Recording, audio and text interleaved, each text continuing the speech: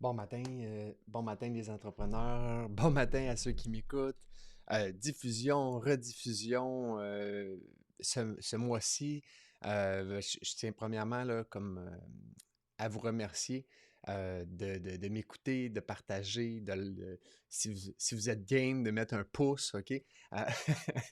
Ça, il y a bien des raisons derrière ça, mais la première, c'est vraiment de déjouer les algorithmes de Facebook, mais surtout aussi, ben, c'est de l'encouragement. Donc, à chaque fois que c'est fait, ça me donne un pep d'encouragement. Et donc, ce matin, ben, en fait, ce mois-ci, si vous êtes pour la première fois dans mon live, ben, c'est un live, c'est une vidéo, c'est 5 à 10 minutes, c'est une présentation finalement sur un sujet spécifique. Et ce mois-ci, nous sommes dans les croyances limitatives, les pensées limitantes, ce qui nous empêche de... donc, on a des pensées limitantes qui nous aident, on a des pensées limitantes qui nous ont déjà protégés, mais quand ils nous empêchent pardon, de passer à une autre étape de notre vie, ben là, ça devient vraiment quelque chose qui nous limite. Donc, je vais mettre dans la description les deux vidéos, donc comment on les identifie, qu'est-ce qu'une pensée limitante, et après, comment on fait pour la changer, comment on fait pour s'améliorer dans ça.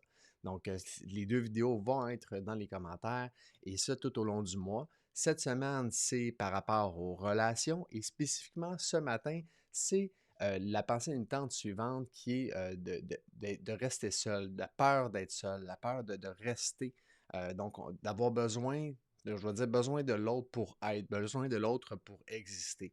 Que ce soit l'autre, notre enfant, notre conjoint, notre conjointe, que ce soit pour un parent, pour un proche. Donc, ce besoin de se justifier pour être. Et même, je vais apporter ça aussi dans le monde des affaires. Donc, on a besoin de notre partner. Si on n'a pas notre partner, la business n'existe pas finalement ou on est moins bon ou on ne serait pas capable de. Donc, le besoin de l'autre pour justifier notre raison d'être. Euh, je vais vous donner quelques petites croyances par rapport à ça. Donc, j'ai besoin de quelqu'un d'autre dans ma vie. Seul, je suis inutile. J'ai besoin de quelqu'un qui prenne soin de moi. J'ai besoin de quelqu'un d'autre. J'ai besoin d'être quelqu'un d'autre que moi pour que les autres m'apprécient. Je ne suis pas assez bien tout seul. J'ai besoin de quelqu'un d'autre dans ma vie pour me sentir utile. J'ai besoin de quelqu'un qui me complète. Je ne peux pas rester seul.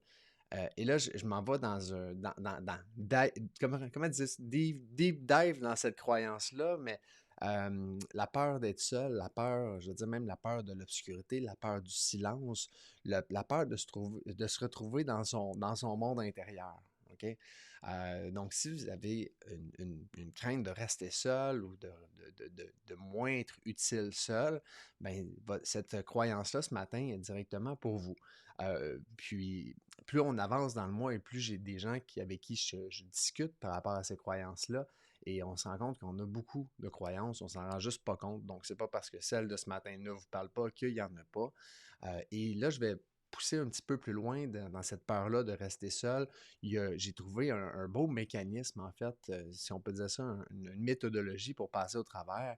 Dans cette méthodologie-là, on va parler vraiment euh, pourquoi on a de la difficulté à rester seul. Tu sais, il y a quelque chose qui fait en sorte.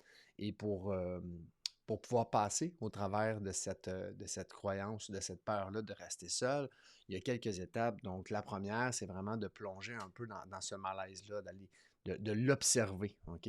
Plus en mode observateur, qu'est-ce qui se passe? Qu'est-ce qui me fait vivre cette émotion-là d'avoir peur de rester seul? C'est quoi les pensées qui m'envahissent quand je pense à ça? De prendre le temps de les écrire. OK?